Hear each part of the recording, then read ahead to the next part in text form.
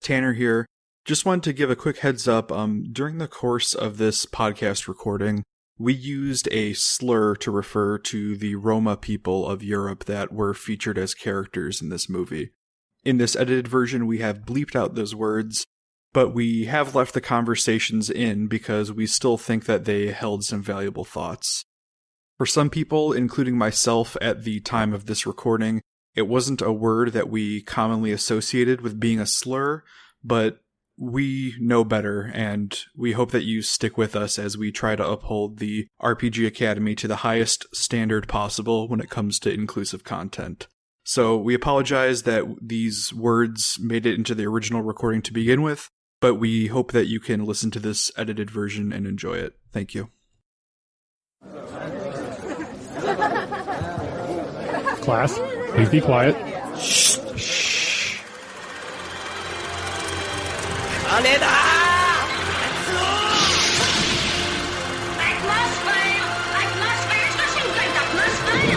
alive! It's alive! It's alive! It's alive! Any special message for all the kids watching at home? Stay out of trouble.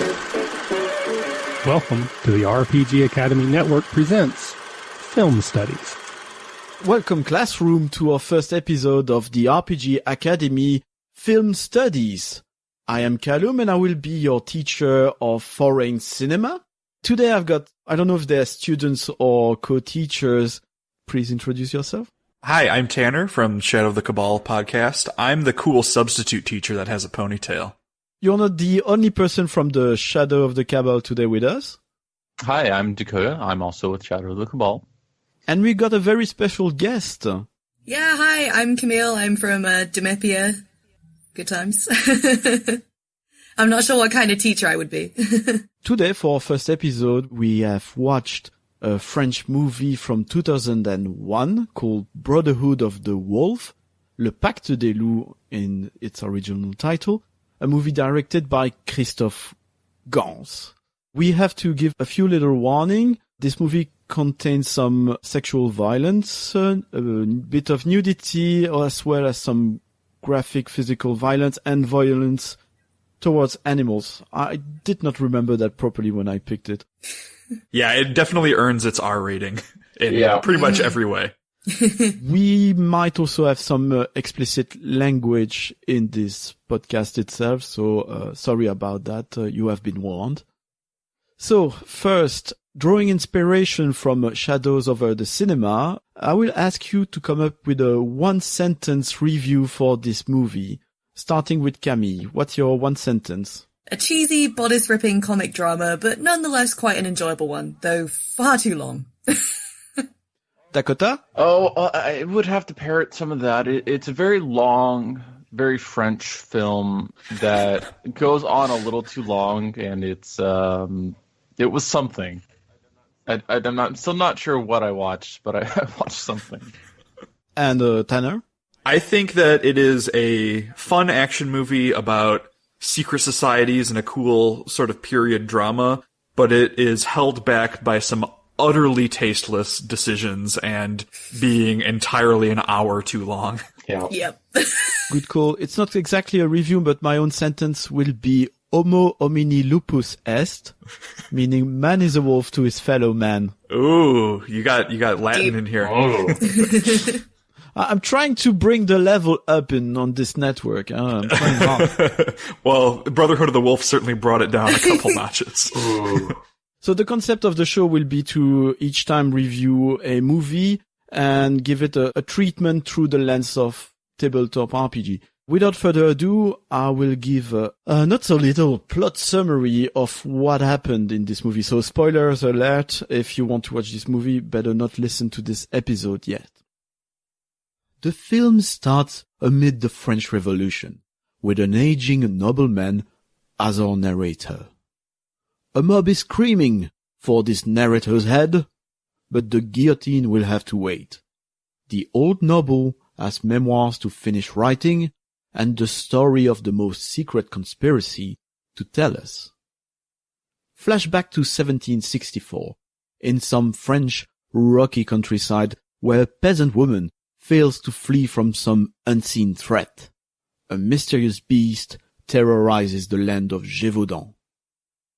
Jump to another rocky corner of Gévaudan, where two cloaked horsemen are making slowly their way through heavy rain. The duo interrupt a bunch of men in ragged robes as they are mistreating an old man and his daughter. Things quickly escalate to a slow-mo fight scene. Our riders are introduced by the narrator, Mani, the Iroquois, who should be the lead of this movie, but is instead the companion of the enlightened Grégoire de Fronsac, chevalier and official naturalist of Louis XV, King of France. Their mission? To put an end to the beast of Gévaudan.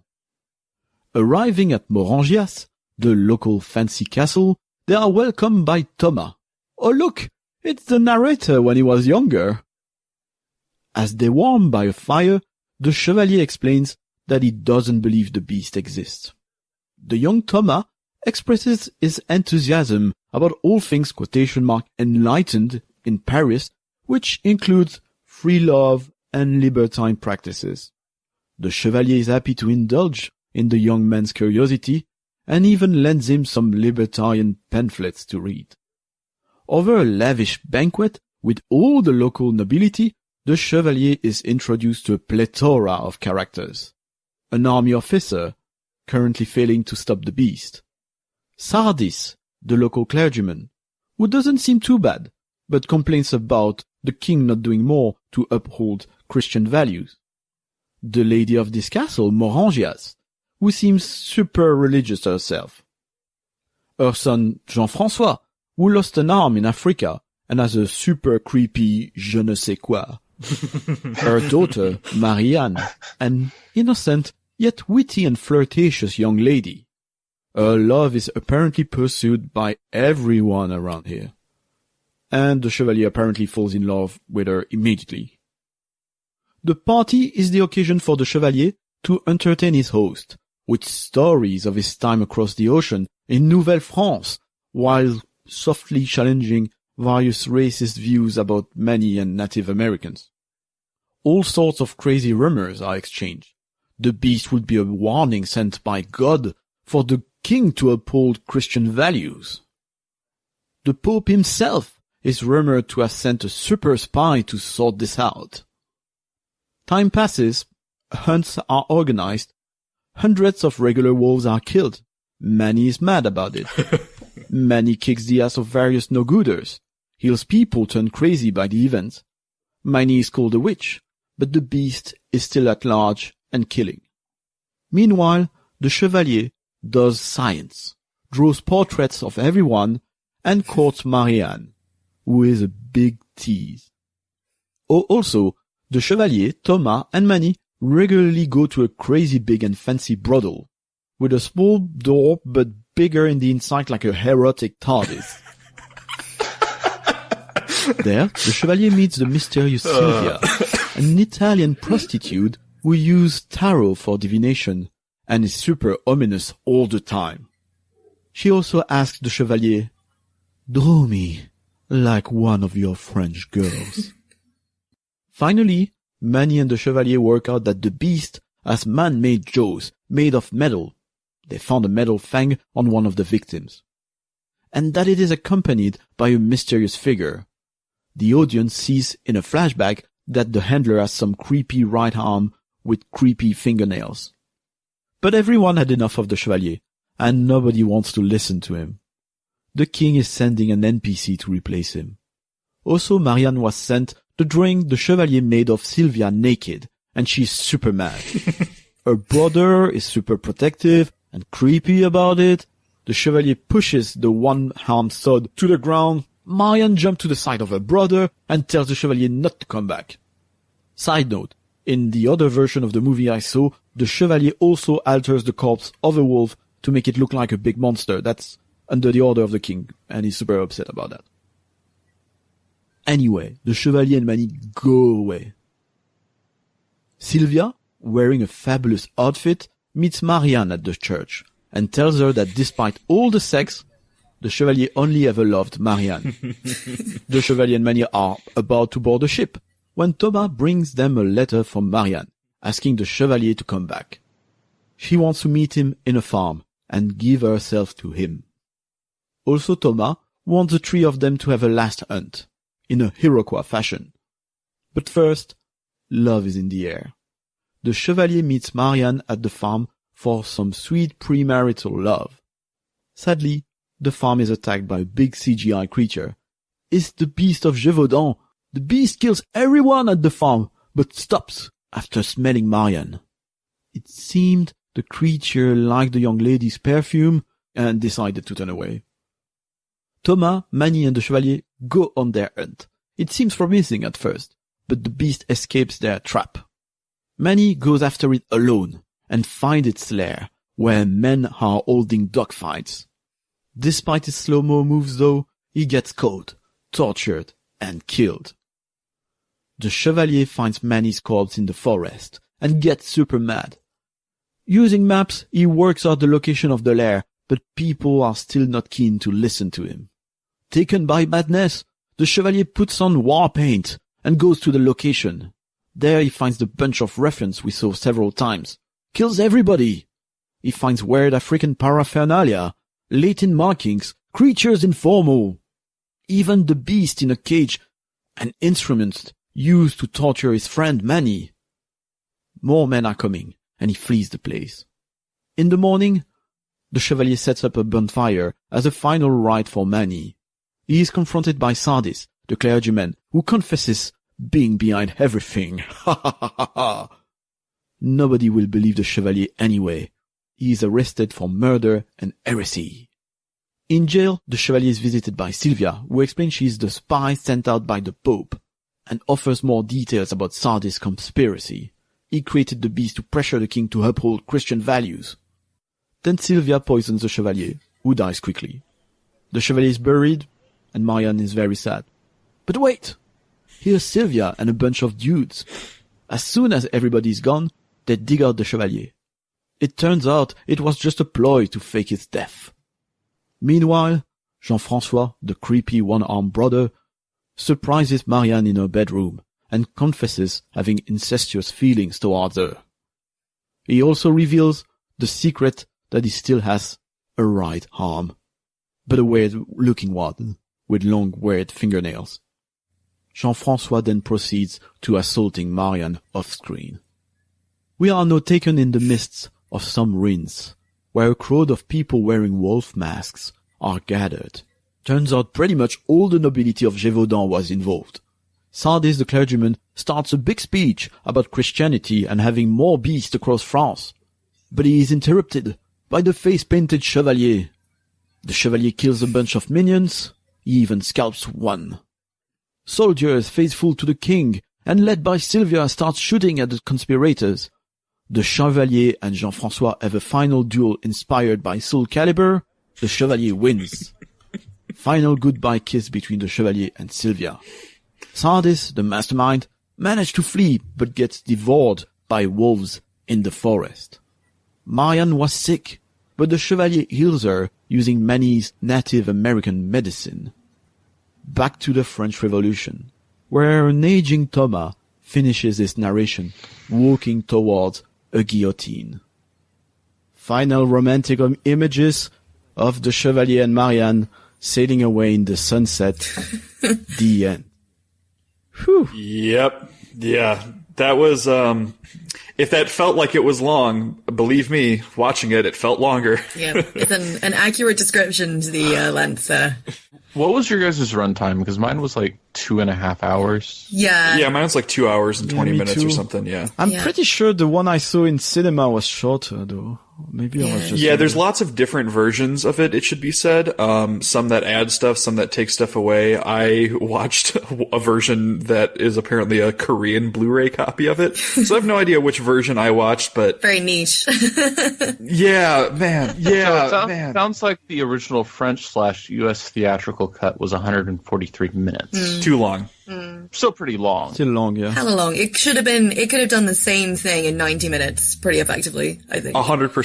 I think that the whole plot with Marianne and like the romance was just like like, where did it, like, what was the point of it? It didn't really, I guess it moved it forward because you kind of figured out that she was connected to Jean-Francois and she smelled like him to the wolf. And so she didn't, like, it was a clue to get the Chevalier to understand that Jean-Francois was behind it. But like, I don't know. It was a lot of... Not even, because he says when he meets Jean-Francois, he confronts him at the end, he said, aha, I found your silver bullet, which I did not mention in the summary. Oh, yeah, yeah. So the smell doesn't play anything in the Chevalier and Jean-Francois. I think that's just a thing for the audience to figure out, like, why is the beast stopping from ripping her asunder? Mm. Yeah, and like, to be completely honest, it seems like the whole romance was set up to make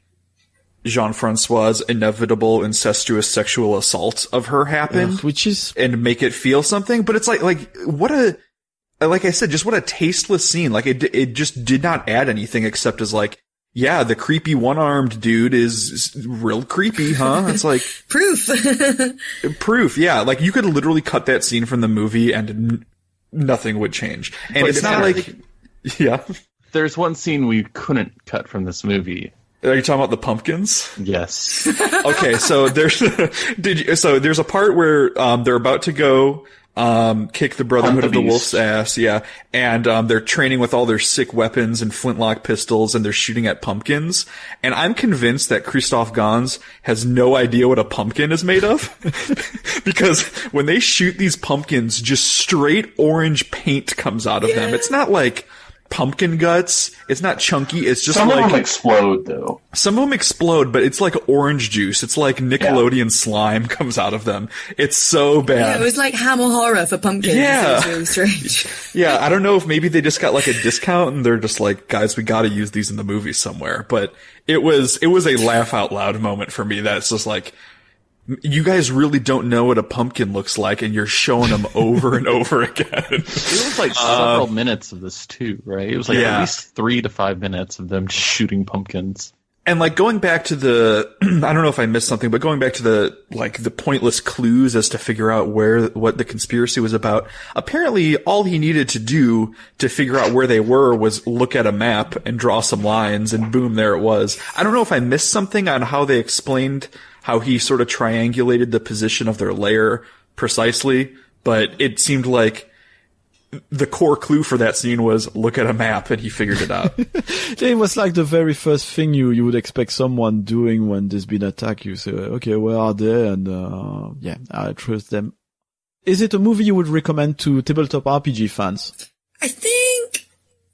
I'm not sure if it was a movie I would recommend generally, just because, like, I was kind of hoping halfway through, maybe it'll be so bad that it's good. It's that kind of film, like, quite cheesy, but I think because the plot was so loose and it was so lengthy, it just kind of unraveled. Like, there were definitely some fun parts, and, like, I really thought Manny would be a good character in, like, the first half an hour or so. I was thinking maybe this is the saving grace. He seems pretty cool. But then just devolved further and further into the kind of native Indian American stereotypes, and it was like, ugh. And I think he only said 5 lines in the whole movie, right? Yeah, which sucked. I think he could have done a lot more with that. I think that's because they didn't want Mark Dacascos to speak more French. Like, I don't know if he can speak much French. And I don't speak French, so I don't know if his French was good or if it sounded... Kalum was... Everyone sounded really off and weird. The lines were so weird in French. I don't know if it came across in English as a non-French speaker, but yeah, the dialogues are so straight and dry. Very stilted. It was really weird to watch. Yeah, I'll agree that Kalum, you kind of hinted at it. I think Mani should have been the main character of this movie. It would have been so much more interesting. Agreed. It could have been like, they could have actually taken on the race issue much more, because they kind of addressed it a little bit, and then just went, lol, he's spiritually involved with wolves. Because that's not a stereotype. Yeah, and like, what if this movie ended with the Chevalier dying about 2/3 of the way through, and then Mani taken up and going on the warpath? I think that would have been a better That would have been awesome. Yeah. But then they wouldn't have been able to pay off that. And I think he was also partly there for sex appeal. Yeah. I mean, and hey, let me tell you, It works. Mark DeCasco, circa 2001. He's got a good look about him. He does indeed. Then he went into Kitchen Coliseum, and that's where most Americans will recognize this. This is the nephew that hosts the Iron Chef series.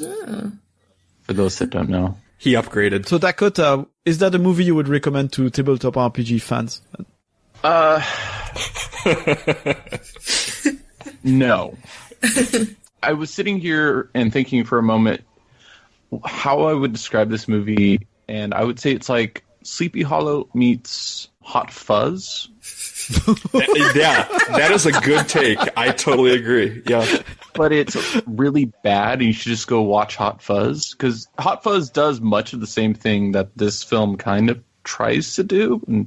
And Sleepy Hollow does as well, but Sleepy Hollow makes the wise choice of being a black comedy at points. It's like Sleepy Hollow is like laugh out loud funny intentionally sometimes, and this movie is just like, oh, you're really trying to take this seriously. But as an RPG, the pacing's all weird. It's not a good adventure. I think it could be a good like set piece for an adventure, like the base concept of the game is interesting, or the base premise of this movie is an interesting concept for a game. You are a naturalist and his friends hunting after a wolf that is terrorizing a populace. Go and solve this. It's fairly archetypical, I would say, but could I recommend this? No. I have a quick question, Kalum. As a lad who grew up in France, is the story of the Beast of Gévaudan like something is that like a cultural thing? Because I would say that probably most people in America don't know the sort of tale of that, but is that something like, say, for example, like an American would learn about Paul Bunyan or Johnny Appleseed? Is that like a folk story that's pretty widespread in France? I don't know any of the two stories you mentioned, but it is, yes. Okay, yeah. It's I guess from my knowledge of American culture, I guess the closest thing would be sort of a medieval version of Bigfoot. Something people are not quite sure if it existed or not, what it was, because I mean it might have been. Was it a lion though? No, I think. Yeah, well, I love the twist that it's actually a lion from Africa, and they actually set that up pretty well, I think.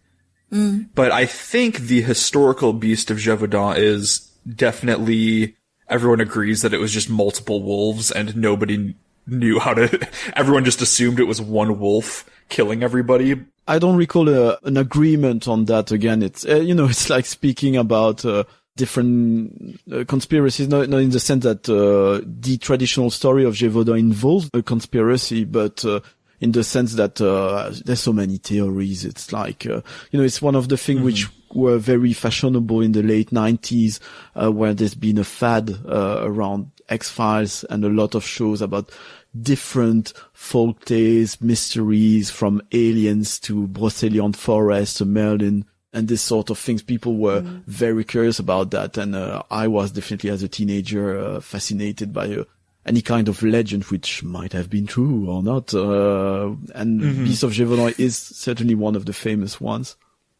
Yeah, I think I would recommend this movie to a person specifically if you are going to run a sort of quasi-historical X-Files set in the real history type game. So like if you're running maybe like a historical Call of Cthulhu game or something like that, like I think I would recommend this movie, but to the average person, I would recommend it with some big asterisks on it. Cause I think I'm the only one here who liked large parts of this movie, maybe. I think it was overall pretty mediocre, leaning towards bad, but there are things I love about this movie. There are things I love too. I think I would recommend it to, but I would recommend to chasing the shortest version possible. And I would be doing so trusting myself, my 21 years old self, because in my memory, the rhythm was much better than this. I remember it was not a perfect movie at all, but for me it was better. It was funny because there was a lot of excitement around this movie at the time among 20-somethings and teenagers. It was at the peak of everything Asian in France and Belgium. And people were very excited about the idea of French directors having a go at doing things Hong Kong style. And it's funny that you say it's a very French movie because it's not very French, actually. It's trying to use tropes from American and Hong Kong cinema. And it's kind of a way of what you would consider a traditional French movie. It's funny to say, but something like Amélie, for instance, is a very American movie. There were a bunch of directors like that who did movies, and Christophe Gans, it was just after Crying Freeman, which was even more a Hong Kong movie than this one, which I look forward to review for Shadows of I was surprised to find out that this is the same person that did the Silent Hill film. Oh, yeah, I forgot about that, yeah. This feels like the guy. I don't know. I thought I picked up on that. I'm like, oh yeah, that makes sense. A sort of middling, mediocre horror movie. Yep. Okay. Yeah. Oh, sorry. I did not read it as a horror film at all until I looked back on the synopsis online. It was like, it's a horror film. I was like, what? I guess you got some tropes in there, like the little girl having the like head up flashback and things like that. But I think it wasn't really committed to the horror element at all, I would say. Yeah. There's more action. I'll agree with that. I'll concede that. Yeah, it's horror in the same way that like Sleepy Hollow was, where it's horror, but there's sword fights in it. So, yeah. Yeah. This movie did pretty well for itself when it came out too, right? It was pretty successful critically and commercially. I still think we didn't see the best version of that movie. It's a bit sad. I was just thinking about kind of in terms of tabletop setting earlier, as you were sort of saying earlier. I almost think that someone could take that, make it a tabletop setting and make it a lot better. Almost. Oh yeah, if you kind of wanted to take it on as a little sort of improvement project, you could take some of these kind of concepts that maybe they didn't turn out so well in film and then kind of explore them through RPGs. And I think that because, you play the characters to your own taste as well, that could be quite fun, I think. Kind of like a pulp story, maybe? Yeah, I can definitely see this as being more fun to like play than it would be to watch in a movie form. Let's segue directly with the question, which RPG do you think would be great to adapt this movie into?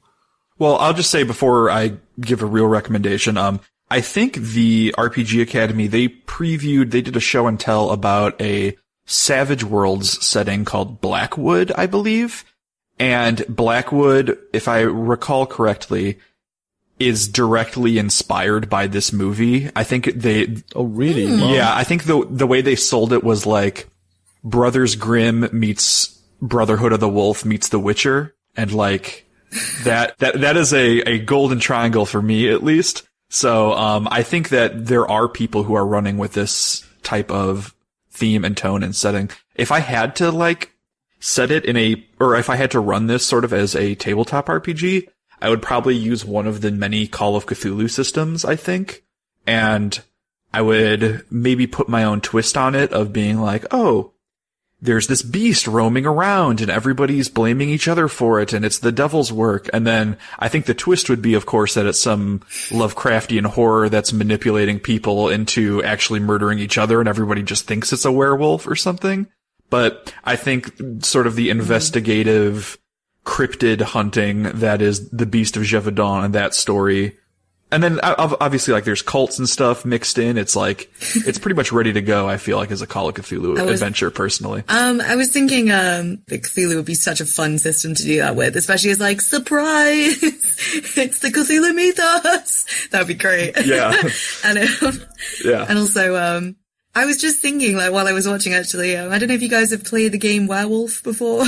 Yeah. If you wanted to, the Apocalypse? not exactly an RPG system per se, but I think if you wanted to take it more down the kind of comedy route, which I think you can with this film, because it does have quite kind of cheesy sort of bodice ripping drama elements to it. If you wanted to kind of, you're talking about the board/card game Werewolf, right? Like, yeah, the game where some of the people in the group are the wolves, and you have to work out who it is. I feel like that could be actually quite a fun way to do it. You'd be like, trying to work out who the wolf and the handler are or something, or like who the beast and the handler are. Yeah. I mean, cause my other answer was going to be Cthulhu. I was like, I don't want to just repeat what you said. And that was the other idea that I had. So I think that if you really wanted to take it down the comic route and just have fun with it, especially if you've watched the film, like I was watching it with a couple of friends, and I think that also changed the view experience because you kind of looking to kind of find the funny elements in it as well. So I was thinking that would be quite fun actually to kind of use that as almost like a skin for the werewolf game, if that makes sense. But not exactly the most I agree. serious recommendation. But yeah, also Cthulhu would be super fun. Dakota, are you looking forward to investigate that case of weird gigantic beast in the lens of the crane with your Kitsuki? Yeah, I think we can all agree that Legend of the Five Rings is the best for this. No, well, that would be kind of interesting to juxtapose a English/French legend into a primarily Asian culture and see what happens like when those two mix. I think I would probably recommend something along the Call of Cthulhu lines, but to give a different recommendation than Tanner, I would say maybe Shadow of the Demon Lord. It's kind of the same sort of vibe. It's very dark, horror-based D20 system. It's a rather interesting one. I think that could handle this pretty well. Because fundamentally, this movie is very adventurous, and I feel like, to Dakota's point, not a lot of D20 adventure-y role-playing games that are sort of based off the D&D lineage would make great I don't think many movies would translate to that system well. I think this one would, though, because it's going out and hunting monsters and dealing with the twists that involve in that, and I think that Shadow of the Demon Lord would be a pretty good pick as well. As you say, it's marketed a bit as a horror movie, but it's not so much. It's too slow-paced to be a slasher, which I guess is the closest thing it could be to a horror movie. The intrigue's kinds of dragging the thing along the way. I think what I would consider, it's not a system I'm used to, that's something I want to try, but I would consider going in this other direction almost and saying, okay, what I find fun in this movie is the sort of weird horror historic setting, but with kung fu styles, fighting with bokens and this sort of things. And I was wondering, could you do a Call of Cthulhu-like story, but even go further? Yeah. Go and take Feng Shui, for instance, and do something very Call of Cthulhu, but with kung fu. Yeah. I'm into that too. Call of Kung Fu. Yeah, I think that Kung Fu. That's pretty good. Yeah, I'm here all week. Can we name this episode Call of Kung Fu, please? I mean, definitely use it. Like, Trademark that quickly. yeah, no copyright on it. You can use it for the episode. Yeah, I think we should trademark it because it's going to be there on the market. I'm sure the idea is out there. Yeah, we have to develop this system. This movie also gave me major vibes of Assassin's Creed, if you guys are familiar with any of those games. Just the fact of like I see what historical you're saying, like historical setting that it's mostly faithful to, or at least does a good job of paying lip service to. It creates a historical playground, and then it plays in it with cults and secret societies and high-flying action and big, stupid fight scenes. And I think that that's something like the Assassin's Creed games do really well. Like, I fully expect I guess they did set an Assassin's Creed game in like 1700s France. France. Yeah, but like I could totally see this being like a side quest in an Assassin's Creed game of like go to Gévaudan and figure out what the beast is. And of course, the twist would be, oh, it's a Templar conspiracy, but instead of, oh, it's a Brotherhood of the Wolf conspiracy here. But like, I love that about this movie. I'm like such a sucker for weird historical secret societies and stuff. And, I loved that about this movie. And I think that any system that you can think that you can port that into, I think you could definitely port Brotherhood of the Wolf into. Well, Assassin's Creed is developed by Ubisoft, which is a French video game company. You know, in terms of culture, zeitgeist, what geeks look at, I wouldn't be surprised at all if the people behind Assassin's Creed were big fans of this movie. Totally. Well, we already touched on that a bit, but what themes and ideas from this movie would you apply to tabletop RPG? For instance, I find the one which is a bit interesting is, pulling from eras which you have not explored that much. I'm thinking of, in Table Titans, they're playing D&D, in the webcomic, but it seemed to be slightly set in a world which is kind of 15th, 16th century because they got muskets and stuff like that. And, you call that in English, the tricorn hat. The tricorn hat. Yeah. Yeah. Do you have experience with that? I haven't played in any, I think, that I can think of, but there's a really not so great H.P. Lovecraft story, speaking of Cthulhu mythos, called The Horror in the Hills. And I believe, I mean, it's like a mythos story, weird gods, but it takes place in the Roman Empire. And it's all about the Romans, and of course, I mean, H.P. Lovecraft puts his own racist spin on everything, of course, but he, you know, it's the idea that, oh, the barbarians in the hills are drumming at night and they're summoning something. And I love the sort of just taking genres, like you said, and dropping them into time periods that you don't normally associate with those genres, like gunpowder fantasy, for example, which this movie is almost a gunpowder fantasy, but or, you know, you can take a Call of Cthulhu investigative mystery adventure and, you know, drop it pretty much anywhere in history and it'll probably work. That would actually be super cool. I don't know why. I'm always surprised these sort of things don't happen more. I guess because a lot of the sort of the history buffs and history fans might be more into like the wargaming side of things, possibly. So maybe that's why there's not been as much of a kind of delve into like historical settings, but I think that's something I'd be really interested in doing. But I personally have only really played in either modern settings or in sort of like proto medieval D&D style settings. So I think, paying attention to kind of the historical nuances could be quite tough, but also really immersive, I would think. Could be quite an interesting way to go. Where would you guys go if you could pick a time to go explore? Oh, I would do like Old Testament Middle East, like Bronze Age Middle East, like in the time of the Canaanites and stuff, like sort of pseudo history, pseudo like sort of biblical time, I think would be a really interesting setting to set adventures, because we know just enough about that time period historically to hit the ground running, but there's still so many blank spaces and mysteries and references to weird stuff. Like, imagine if this movie took place in the Kingdom of Israel and King Solomon told you, hey, there's a beast marauding around, go take care of it. And that could, you know, and like you could totally twist that into a Call of Cthulhu type weird history game. I mean, I'm not trying to like put a Christian spin on it at all, but just that time period and that setting, I think, is just fascinating and really undertapped in a lot of media, obviously probably for sensitivity issues maybe as to religion and stuff like that, but I think that it's a super interesting time period. I would like to do a shout out to a writer of Delta Green, Adam Scott Glancy. He is a guy that I've heard a few podcasts where he's taken a lot of like historical periods, like World War I to different eras, and he's done some really interesting Call of Cthulhu scenarios around those sort of setting pieces that you might not have expected.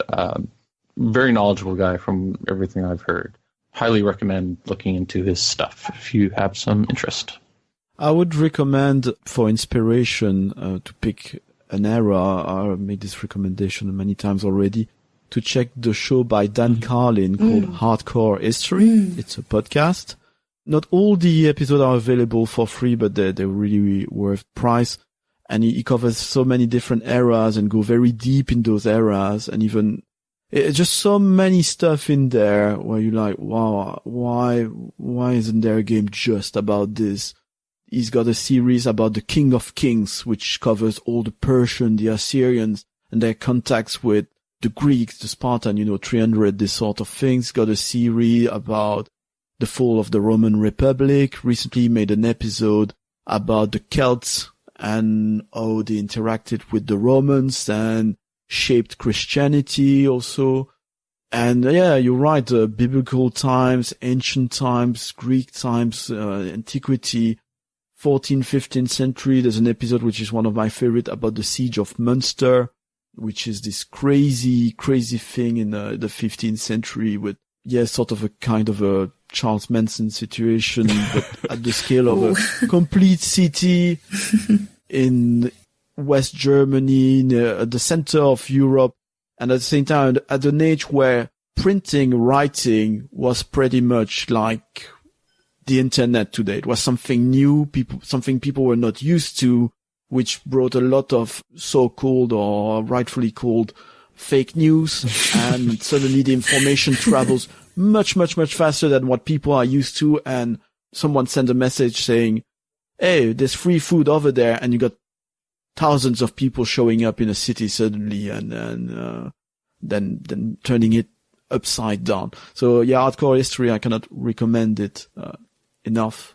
Kalum, I have to make sure, be careful when you post something on Twitter of, oh, why doesn't a game exist for this? Because 28 people will come out of the woodwork and tell you that GURPS is the answer to everything. And you should just be playing GURPS. And there's a GURPS source book for ancient Assyria. Yeah. Don't you already own it? It's the perfect game already. Tanner's been burned. Sorry, that's my rant. I would have thought that nowadays you have something like Ancient World or, Powered by the Apocalypse. Right, like just a role-playing game about, yeah. PBTA game about hunting werewolves in France. That's what I want. Dakota, I have a question for you. So Dakota is thinking about running his own L5R game for a podcast. What is L5R, Tanner? L5R is Legend of the Five Rings. It's a role-playing game inspired by a white boy's dreams about samurai. That's the best way to describe it. It's like a cartoonish version of samurai and Asia and Japanese themes, but there is an office in Rokugan known as the Jade Magistrates, and they are people who go around and solve X-Files mysteries, basically involving tainted creatures, Oni, blood magic, basically crimes against the spirit world and magic. So Dakota is thinking about sort of running a game with this premise that everybody is a Jade Magistrate or an assistant of one. Dakota, do you think you could port Brotherhood of the Wolf into Rokugan and make it a Jade Magistrates adventure? And how would you do that? Yes, I think I could. I would cut a lot from it. So there's a lot in it that I don't think is relevant to an adventure, but you could definitely have a monster that is at the whim of someone controlling it and terrorizing, local populace for any number of reasons or any political gain thereof. There's any number of ways you could take this sort of beast and its master and use it for an adventure. I don't even think it's strictly L5R. You could do it in many different games. Yeah. Also, I wondered if you mentioned earlier that it's crimes against the spirit world, so kind of... Yeah. That could be quite interesting in terms of how, in the actual film, I felt pretty sorry for the lion that was being used as the kind of beast and controlled, and maybe you could even look into how it was at one point a peaceful spirit or didn't really meddle, and then kind of gets Mononoke. Yeah, corruption definitely. of the elements. Yeah. I could definitely see that. I think in Legend of the Five Rings, so this movie attempted to have some very interesting intrigue that I think we can all agree kind of fell flat mostly. Because Kalum, I think this game tried to have its cake and eat it too. Because of the French Revolution. No, that's not the meat cake. You missed. Yeah, I tried. You definitely tried. The reference was there. I mean, this movie's intrigue kind of fell flat because the twist was everybody's involved in it, which is the most boring twist, I think, right? The Hot Fuzz twist. It was all a dream. Yeah, I think that the intrigue would actually kind of fly better in L5R, where so this movie doesn't really give you the context of why the beast is being controlled besides to make the king fear God or whatever. But if you set this in Legend of the Five Rings and it's because the Phoenix clan have a border dispute with the Dragon clan and they're using this beast as sort of a piece of ammunition to fire against them. I think in a tabletop RPG setting where there's more context to the intrigue as opposed to a movie where it explains why the intrigue matters in literally a couple of sentences, I think would work a lot better. And obviously you'd have the higher investment of actually having played in it, Actually, Legend of the Five Ring is quite appropriate to this intrigue because you got the mix of the monster, the conspiracy, and the political.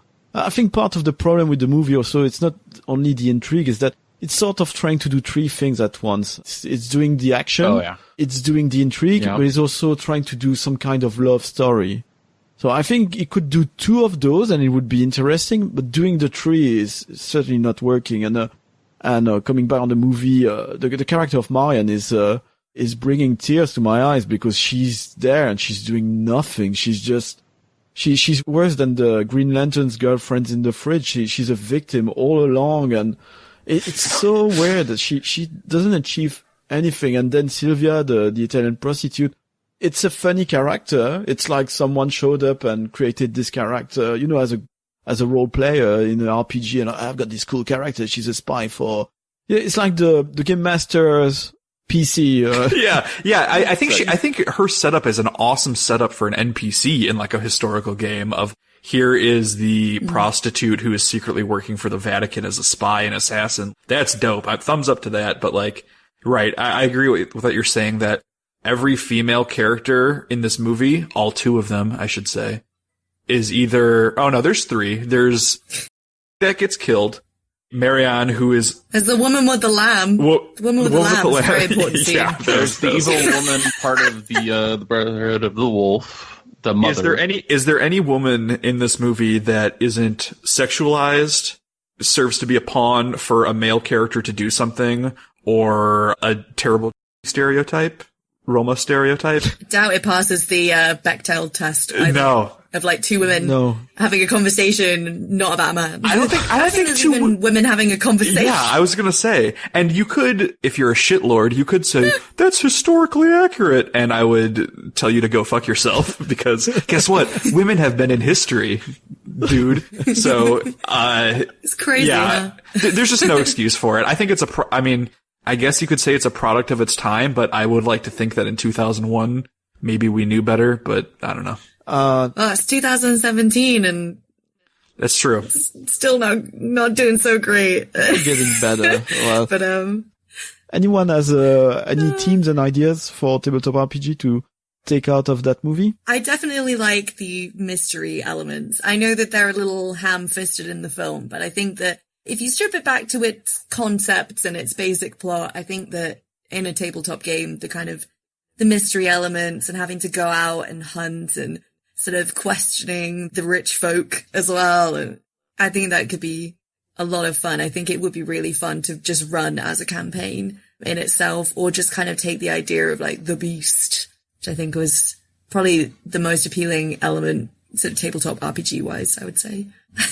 Tanner, you master Shadow of the Cabal, a Legend of the Five Ring podcast, plug, which relies quite a bit on conspiracies to some extent. I was wondering, are there do's and don'ts from the movie which you would take about game mastering conspiracies?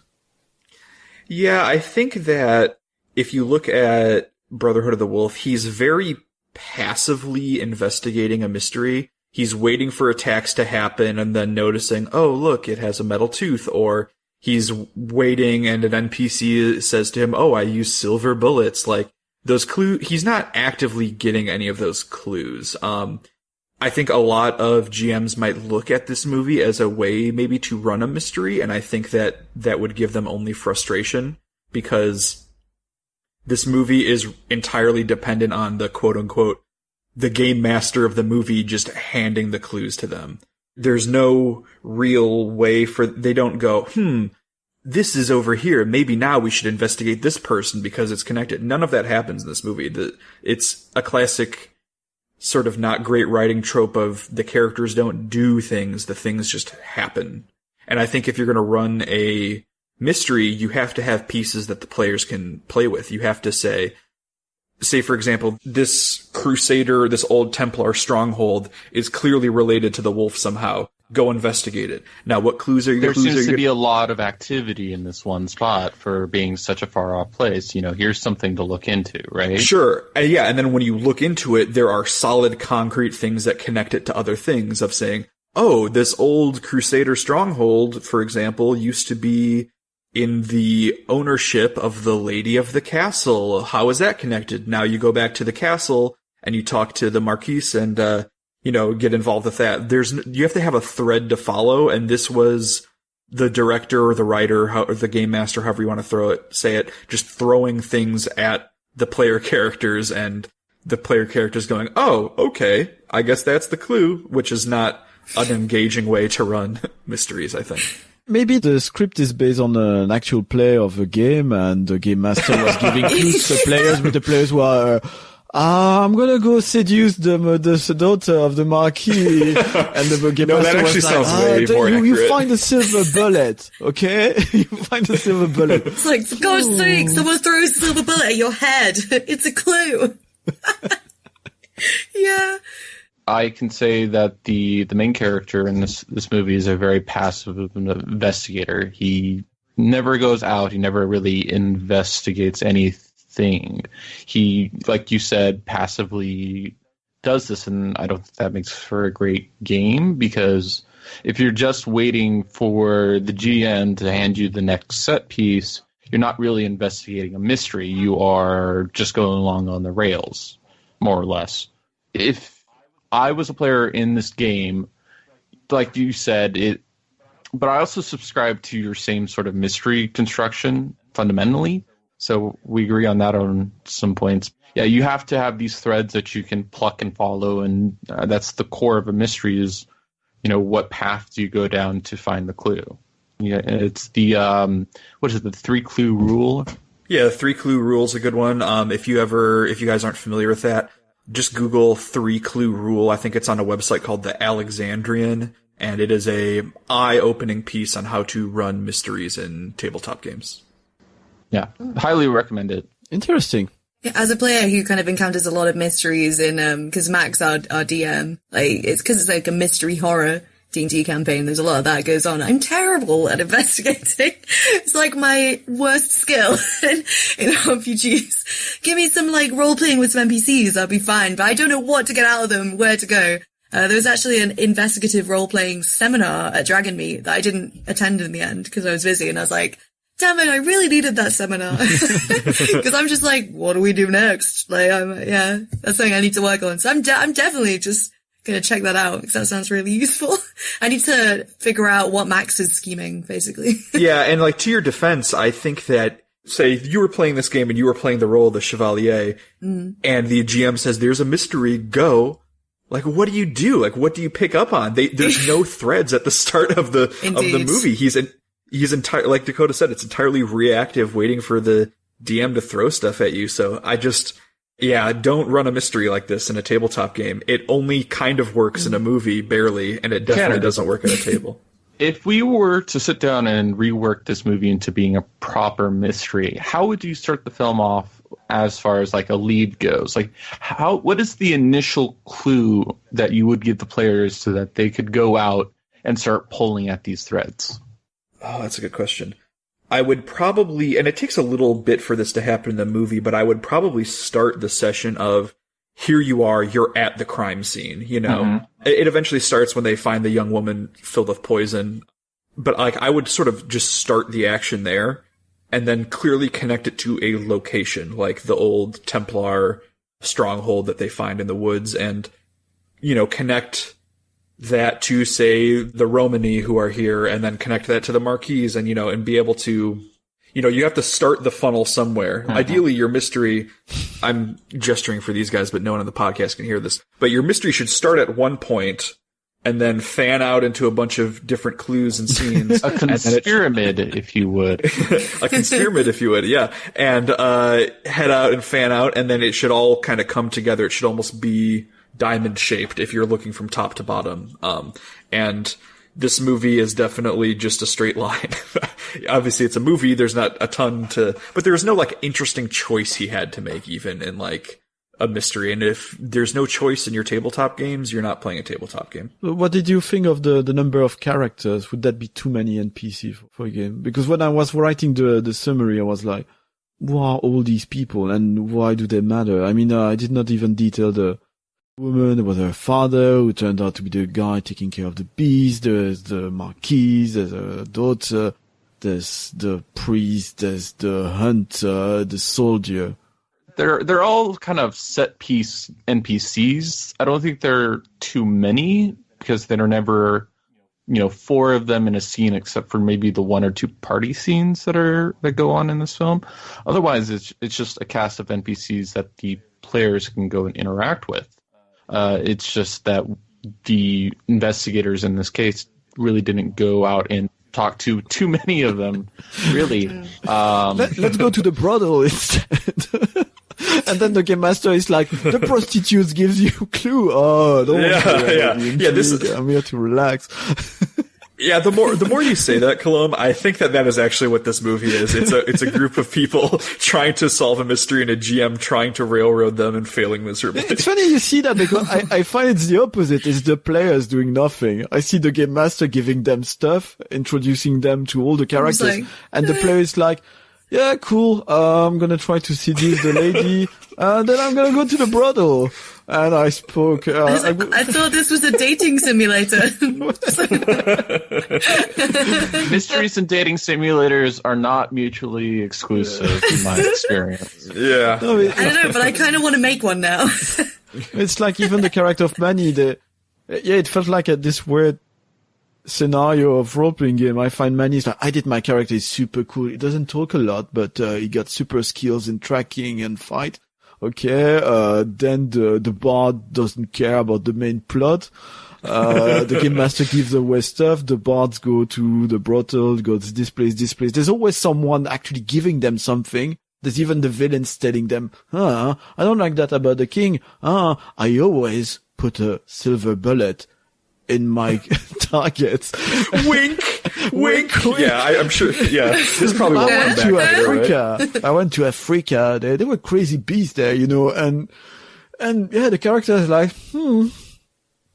this is weird. Yeah. It's not great. Okay. Well, I guess there's always an element of pacing to things as well. Like you can kind of find stuff out and think about what to do with things. But I guess like on the other side of it, if you just kind of decide to go in guns a-blazing and stuff and you're like, oh, I don't know, was that the best way to do it? And I think that, to be fair, our party of players tend to be quite hesitant because the world that we play in is horrifying. So you never really want to go into anything guns blazing because it rarely works out. But I think, it's difficult to pace it correctly and to know when to go when you're also kind of waiting on events and things. And there's always going to be a certain amount of linearity to the narrative in certain points. That kind of, because otherwise it might all get a little too sandbox and a bit like not sure where to go. And I don't know. It's a difficult balance, I think. Clearly the film didn't get it either way, but one other thing I would just add as a lesson, for, like you were saying, pacing is such an important lesson to take away from this of, like, if, say this is the tabletop RPG and the Chevalier says, oh, I'm gonna go to the brothel. As a GM, I would think, is this scene worth playing out? Or is this scene worth skipping over? And you could just say, okay, you go to the brothel, you have a good time, you spend some money. All right, what do you do the next day? But this movie does not do that. Nope. It will show you. And the brothel is not the only example of that, but like there's so many parts of like, and me and Dakota, we talk about this obviously because we're playing for a podcast, and Camille, I'm sure you guys do the same sort of thing of, okay, what is this scene? What is the purpose of this scene? How does this move that?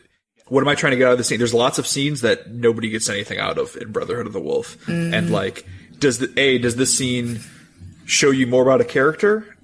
Or does this scene move the story forward? My answer, if the answer to those is no, me as a GM, I say we gloss over it with a sentence, we skip past it to something more interesting. Yeah, definitely. Although I do think that the pumpkin scene had a lot to give. Yeah, the pumpkins. Yeah, I wasn't just look the no time was wasted. YouTube, look that clip up. That's basically all you need to take away from it. It's the best scene, and also I did enjoy the scene with the woman and the lamb because it was so pointless. Yeah, it's just so pointless. Yeah. It's like by that point, it's like we know the beast is bad and he's killing people. We know. Yeah. It was so funny though. Sometimes the little details which wake you up when you are watching a movie with a slow pacing, and the moment where I woke up like, what happened? Why is that there? It was so odd. It's when they trapped the beast. I woke up because I was like, where did they find bamboo? Yeah.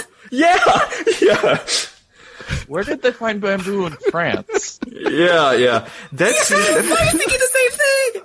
It's because they were going old Manny style, so it's got to be all foreign and interesting and mystical. I think that is... It got some mystical bamboo. That set is also the worst set in the movie. Yeah, there's so many things like, then I guess we need to stop because it's getting long, but I love the final scene of Sylvia, so Monica Bellucci with, Le Chevalier, after the big, sorting out of things. She tells him, maybe you would like to come with me in Rome. It would be nice. Then she gives it like half a second, not even, it's no stops. It's a bad idea. And she walks backward and say, no, go. Holding a knife, before right? I change my mind. And the whole pacing of just, there's not even, I don't think there's changes in frames or whatever, but just the delivery of it was really, the room level of, what the hell is going on with that line. Anyway. Yeah. Oh, hi, Doug. We should definitely try to make an RPG version of The Room if no one has done that already, because that would be excellent. God. That would be a Patreon goal if anyone enjoys that first episode. One last thing I want to detail about this movie from a French perspective is, at the time I really enjoyed this movie because all the actors in there are terrific actors, really. You might have troubles believing it, but Vincent Cassel. Yeah, Vincent Cassel. The lady playing Marianne is called Emily Dequesne. She's Belgian, and it's her second movie. Her first movie, she was nominated for the award of best, what do you call that, promising actress, Best new actor. Best new actress in Cannes for a very hard and social movie called Rosetta. And all these actors are terrific actors, but they all mostly play in very social, down-to-earth, contemporary movies back then. And it was such a blast seeing Vincent Cassel with his sword at the end. His goddamn Soul Calibur weapon. I gotta ask, was that sword made out of bone? Because it looked it like was made of bone. Yeah. But it's so funny to see him with that sword because so he's tacky. like, look at me. Usually I play kids in suburbs, and now I got a bone sword. It's so stupid. Yeah, this movie goes off Is the that a goddamn bone sword, or are rails. you just happy to see me? Yeah, he was holding it in his cult. But when he was standing there in his cult robe, he had it. He was holding it the whole time underneath I his... thought. Yeah. Like strapped to his chest. What a lunatic. Oh my god. That's the actual weirdest. Weird arm. Like, Yeah. Then he like pulls out his arm and it's like it's almost lion-like. I get what it's going for, but it's also really weird and it comes out of nowhere. Also looks like a Soul Calibur. He's just Nightmare from Soul Calibur mixed with Ivy. I don't know. It's... Tanner, Yeah. you know Soul Calibur 6 is coming out. I'm very excited. I'm sorry.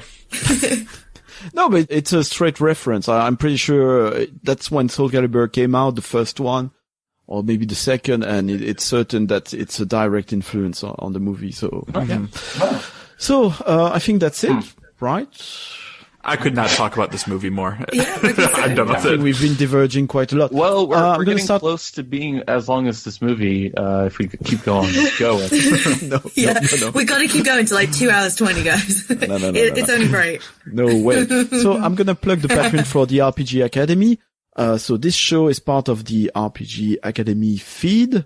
We are doing it out of the passion for the hobby, but we do have expense. So if you want to help with those, go ahead to Patreon and check the RPG Academy page and maybe support us or leave us a positive review.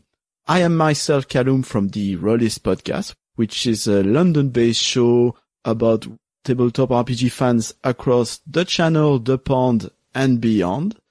Tonight we had two gentlemen from Shadows of the Cabal. Yeah, I'm Tanner. Of course, I'm the GM of Shadow of the Cabal. It's an actual play podcast set in the Legend of the Five Rings universe about unraveling philosophical conspiracies. Seven Samurai meets the Bourne Identity. So if that sounds cool to you, check it out. And Dakota is one of my faithful players. Yeah, and it's been a great ride so far. We're about 40-odd episodes, but we just wrapped up an arc, so we're about to have a great jumping on point if you're new. So come check us out. We have a recap. I think that just went up few days ago. So listen to that and come join us. Yep, you can find us on Twitter at twitter.com/SOTCpod, like Shadow of the Cabal, SOTC pod. And we're on Patreon for now as well at patreon.com/SOTCpod as well. Camille, can you tell us a bit about Demipia?